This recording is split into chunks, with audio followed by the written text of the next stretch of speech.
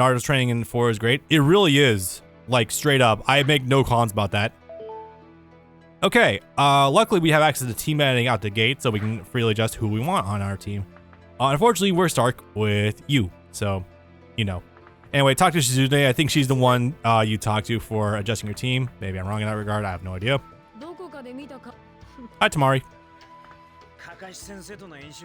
We're just gonna have anything about you two dating? No? Some levity? I guess not.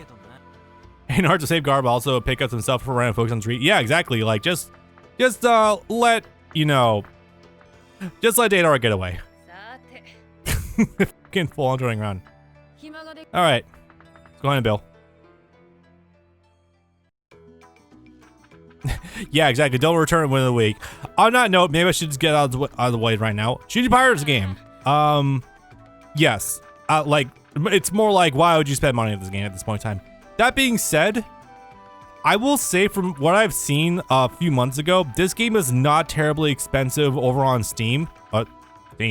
On Amazon. So if you want to pick up a used copy for yourself, it's like only 20-25 bucks-ish.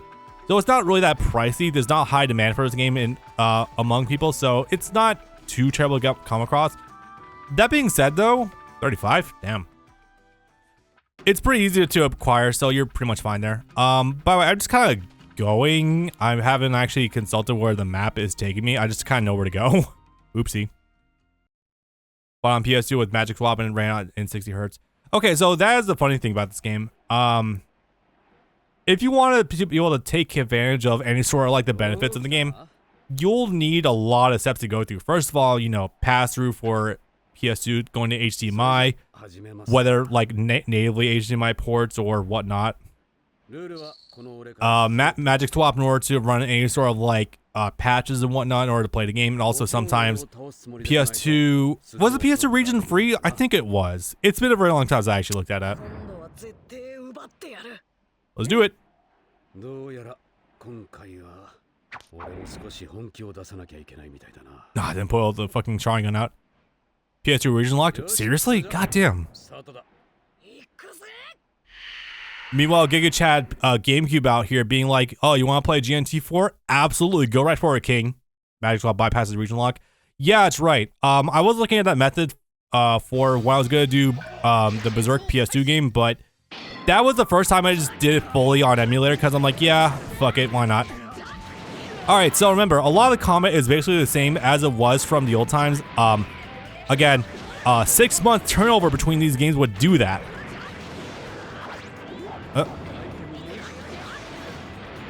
Let's see, I remember correctly, it was the back combo will allow you access to guard breaks as well. Oh yeah, you can also call your assist for cover too. That's pretty cool.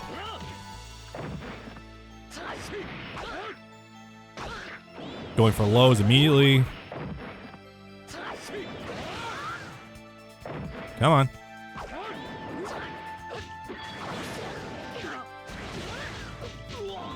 Yeah, if you're ever being heavily pressured, Naruto's forward circle string is a really good get off me tool. Alright, how good can I get this? Fuck. I think I got a 9 in. That's not too bad. I was kidding when I called this downgrade years ago. Are we talking in terms of like getting this game in general? Because yeah, no, this is a pain in the ass to get running sometimes. And while he's tagged on the ground, again, down combos will tag grounded, so really convenient. But no, my general Naruto burnout is why I've also been on a little bit of a hiatus from getting to these games. And also, the next Naruto games I have to do are not that good, really. Heroes 3, it's fundamentally a decent game, but it's extremely long. Like, insanely so. Oh, geez. Storm 3 is obviously like one of the best Naruto games ever, period.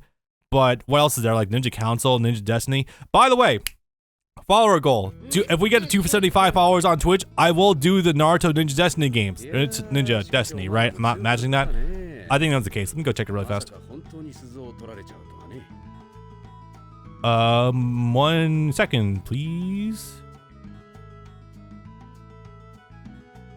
Sorry, it was actually 300. If we get to 300 followers on Twitch, I will do a Let's Play of the Ninja Destiny games on the DS, and we'll make something of that. So, by all means, YouTube, be sure to follow me on Twitch in order to help me get there. Very cool. And again, also, if you want to like the first video for this Let's Play, if we get that to like 25-ish likes thereabouts, yeah, I will do the Sasuke story, because I'm still very up and down if I want to do it, because it does, like, the Sasuke story was a heavy selling point for this game back in the day, but conversely, I'm told the level design is not very inspired. It's not much of a story, really, so I don't know. We'll see what we can do there. You talk about the whole menu fiasco. What exactly was the menu fiasco? You have to remind me. Sorry, again, it's been like over a year since I've done the practice run for this game, so I'm a little out of the loop with this right now.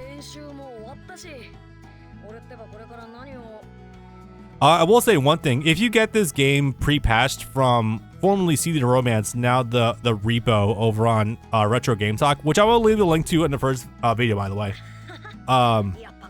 Unfortunately, the early version had a bug where if you get to the midway point of this game, the game just like crashes basically.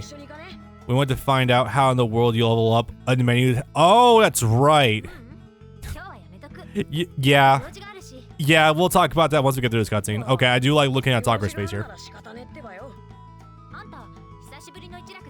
Also, yeah, there's a lot of really strung back world interactions what you have in this game. So theoretically, you can do cool things like with breaking objects, with like Rasengan or using Byakugan to find hidden objects nearby. So that's cool, but a lot of it's very hamstrung, I guess you could say. It doesn't really do much, and all the things you need, like, they're very just... Imagine having Naruto characters and their function on being a team is basically an HM user in old Pokemon games. That's not much of an exaggeration, unfortunately. Wait, 3 years? I thought it was like 2 years again. Oh, what the hell? And again, it was like a year from the start of the series to the time skip, so that's probably close. Alright, let's see. Yeah, let's knock this out of the way early. Oh, boy. Okay, so let's go ahead and take a look at this pause menu really fast. Alright, so we have an item menu here. We have a status menu. That's fascinating. Full map. Cool. Naruto notebook, which sounds very benign. I think it allows you to see, like, past events and, see, like, your list of, like, stuff you can do, which is cool, but, like, not much. Even Alex forgot it existed. Okay, so we also have items here. Cool. We can sort through these later on. Now, when you look at this menu right here, status, what do you think this means? Like, oh, you can see, like, your character's HP. You can, like, see what all they can do. Like, it's probably just like a generic status screen. You think of it in like a Final Fantasy game. You're not checking that unless you're like deep into the post game and you need to check your character stats. Let's go ahead and let's go ahead and open it up. Why not? Okay, so we got Naruto on point. It's pretty cool. Not too bad. It's a couple of non-characters here. All right, let's go ahead and click on him. Why not? Status upgrades. I guess there's upgrades you can do in this game. Very interesting. Equipment. What? Okay. You can... Well, I can't equip this right now, but when we have more equipment, we can do stuff. We have skills. Huh? Excuse me? He has never used equipment. Yeah, I don't think I ever did during my first playthrough. We'll get to that. Hi. Entire RPG just hidden underneath like 5 menus that you were not going to tell me about up front? Okay, cool. Status upgrades. Huh? Okay. First of all, I want to say up front, I don't remember if we had something like this in 4. I don't think we did. I could be wrong, but I don't think we had RPG mechanics in 4. And also, you have this hidden under 4 submenus and under something called status, which should really be translated as stats or something, right? Let me give you a better example. It's like if you're to have the option for saving your game under like configuration, which doesn't sounds about right, but it's off enough that it's like, okay, it might not be underneath there. It's gonna be like a configure file and a save file, right? Not quite here. Okay, yeah, like Alex was saying, if you get XP in battle, which you can do, you can raise your stats. Pretty cool stuff. Here's the thing though, those stats only really affect open world combat, which is like obviously the beat 'em up sections. Which, yeah, if you care enough, that's cool. I'm gonna tell you something right now though, chat. I literally got to the end of the game before I even knew there was RPG mechanics at all. I did everything in this game up until the final corridor running up to Sasuke at level 1. How? It's so... Not only is it so poorly conveyed, it doesn't even tell you. With more streamlined XP and levels, but this game is convoluted. A little bit, yeah. I mean no exaggeration when I say I can kind of see why this game never came to America. It's like, yeah, obviously aside from logistic issues, Storm 2 was around the corner, PS2 was really old, yada yada yada. This game, I was looking forward to this game for a bit because obviously, oh, it's got Sasuke stuff. That seems kind of cool. No, it doesn't inform you until you open the menu. Yeah, seriously, it's like unless you are openly inquisitive and go, who's gonna deep dive fucking like menus in some random generic ass anime video game? And I say that, and I play these anime video games. I would not normally go fucking around with those. Okay, anyway, let's keep going. Icons for balloon icons. So these are side quests you can do, obviously. Got a paper note around here, you can let me know. Okay, so we got our first collectible. Oh boy. So, you know how I've been saying that I'm kind of up and down on if I want to do... Here we go. On if I want to do the Sasuke spit at the very end. Spit? Why did I just say? The Sasuke story at the very end of the game. Yeah, this is part of the reason. So there's a lot of collectathon missions you gotta do in this game. One source is telling me that you have to do every single social collectathon mission in the game before you get to the Sasuke mission. But others are telling me, like Alex is telling me, that you only have to do the doll missions. Which, by the way, I just looked it up on GameFAQs. You don't get the last of the dolls until you do the Sasuke story. So, dog, I don't know anymore. But yeah, it's just a lot. Ultimate Ninja 4 had a lot of collectathon bullshit too. Hence why I'm a little apoplectic about wanting to do all of it, you know?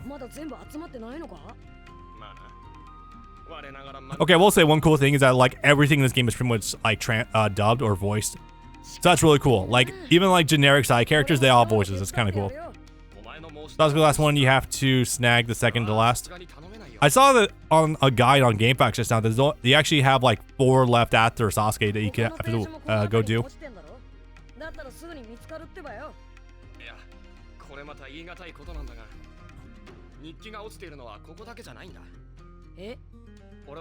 Anyway, this is like the first big red flag for me in this game. Like we're just upfronting a collectathon. All right.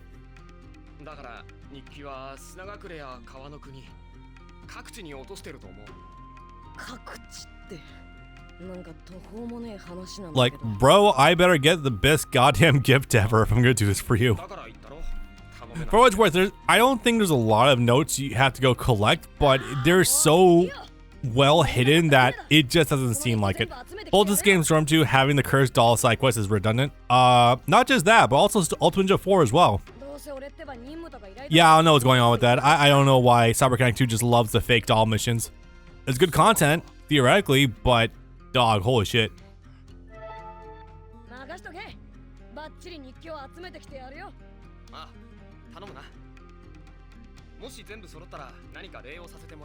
I'll give you some sort of thank you. Great. Yeah, it's that seems worthwhile in this game. I mean, this game has RPG mechanics kinda, but its usage is just so limited that I just can't help but wonder why you want to do it to begin with. All right, anyway, we've done the Bell mission, so let's go ahead and talk to the Tsunade again. But I'm only like an hour into this game so far. Well, not even an hour. Probably like only 40 minutes in this game, and already we're kind of here. Jesus.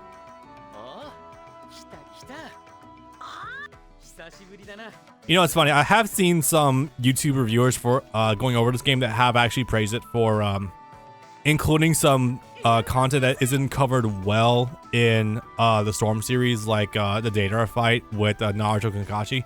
Which, yeah, totally. But Man, it's like a little bit of a low bar almost, isn't it? That this is the font in which it actually manages to complete the rest of it. Also, no auto scroll, by the way. You have to keep pressing X.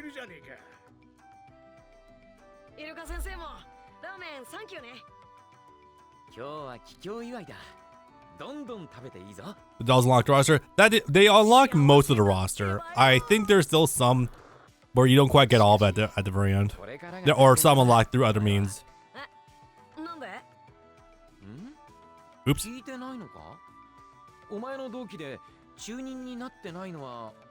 know, for what it's worth, in this hierarchy, like, being a Genin still isn't that bad because you can still do missions.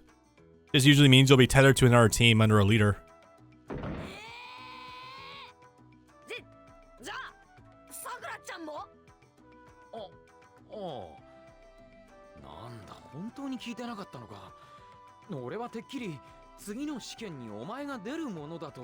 It is still a very funny thought that Naruto, who is probably one of the strongest outside of Gaara, is like the one that is still struggling. Well, then again, he's been away for 3 years, so fair enough. When am I going to check out those shooting exam fillers? Are those even worthwhile? I remember seeing a clip of one where Naruto was fighting Konohamaru and they somehow tied each other. I'm like, why? They're worth it? I imagine.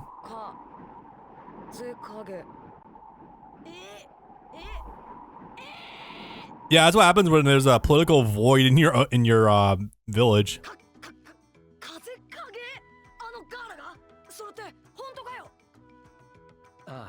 Yeah, you know what? I will give him props for this too. Like Naruto after the war, even though a Genin took down Madara. Okay, no, actually it wasn't him. A Genin helped take down Kaguya. Very funny. Him from going from that all the way up to Hokage within like barely noticeable span of time. That's not bad. I say, but honestly, yeah, I can believe he was actually Genin the entire time. They should have done the funniest thing and just promoted a Genin straight to Hokage. Oh my god, that'd be so funny. It kind of is hereditary, but also since Gaara was the he's a Jinchuriki that actually has control of most of his faculties. Yeah, he's pretty good for the job. Yeah, it's often forgotten how Shukaku kind of plays by different rules from the other Jinchuriki in general. Rod says a trash can of human being, by the way. Oh, is that Gaara's direct dad? Yeah, he was a bit of a might be on the YouTube video. Yeah, he was a bit of a cunt. Here's a special training with every homage available. True. Oh no, like legit. If we're going by actual like stats and like wherewithal, at this point he's probably borderline Jonin. Shoutouts to Sasori sliding on the sand with no trail behind him. It's so funny. Oh, also shout out to the power arc because seeing an interaction I would never have dreamed of. Fucking Datara getting into a fight with Sasori about art and whatnot. That was great. A really good departure from how things usually go. He literally did speedrun his way to it, yeah.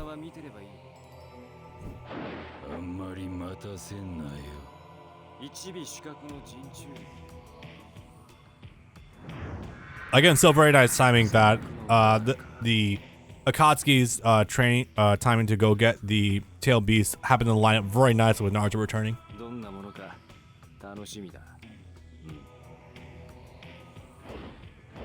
Stalker getting bodied by the Four Tails again.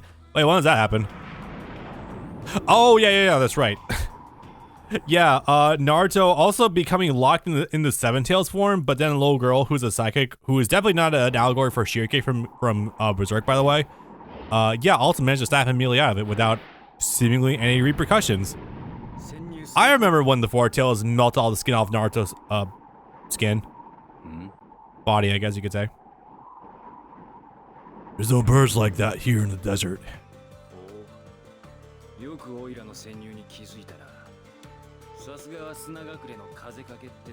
It's like I can look upwards and see weird looking birds. Kind of odd considering that being white in the desert would be good camouflage.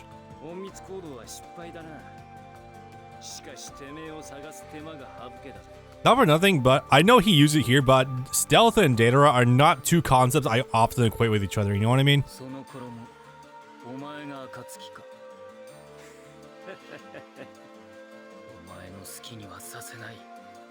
Yeah, we're not even doing this at nighttime right now, which is very hilarious. You think actually doing it during the day would have been better cover since, you know, the very bright sky and whatnot, but no, I guess not. Practically, yeah. Alright, let's see what we can do. Gaara, by the way, is still... He used to play pretty one-dimensionally, or pretty, slowly in the old games, but since we got to the time skip, he actually does kind of hover a lot during his attack, so he's really fun. Let me see if I can adequately showcase that. Forward circle, very cool. You can just summon a whole bunch of shit. Oh, down circle is also, like, massive too. Ah, yes, the Insta sub feature.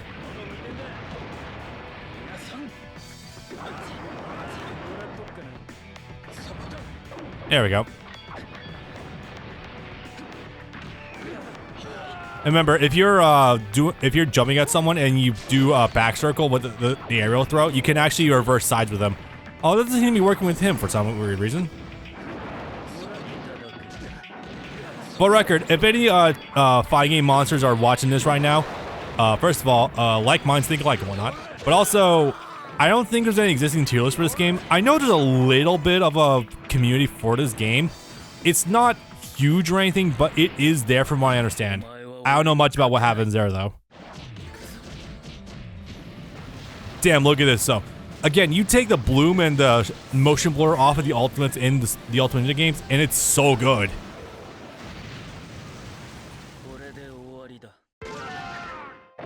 And again, no, I'm pretty sure I know why they did it. It's to make them look better on a CRT TV and whatnot. You avoid teching like a Tekken player? No, you want to fucking Tekken. What am I talking about? Alright, that was the first one. And we'll never get to play as Gaara ever again. Yay! Jack, correct me if I'm wrong. Can't you not select Gaara for the open world missions once we get to the post game? I don't remember being able to do so. That was a way better version of his Storm 2 Ultimate. Okay, that's not a high bar though. Storm 2 Ultimates are so boring by comparison. But no, legitimately, there's a lot of really cool ultimates in this game. If you look up generically Naruto Ultimate Ninja 5 on YouTube right now, a lot of the top results between recommended videos and shorts, fucking shorts by the way, is just like compilations pretty much of ultimates. At the best one, you have to tell me which one it was, Alex.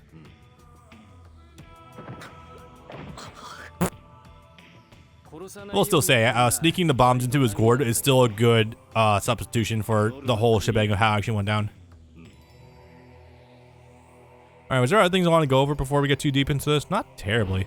I still think, even at this point, okay. Vanilla Naruto, I think, is still a pretty good show. Shippuden, I think it starts to lose a little bit of its focus, but it's still really good up until a certain point. That point in my book being, yeah, I would say the Pain arc for sure. Naruto, the reversal are great. Hammer Sengon too. I don't remember that one actually. Huh, weird stuff. Holy shit, we're playing as a different character. Maybe. Call it Grand Sengon, not instead of Giant. Wow, that's interesting.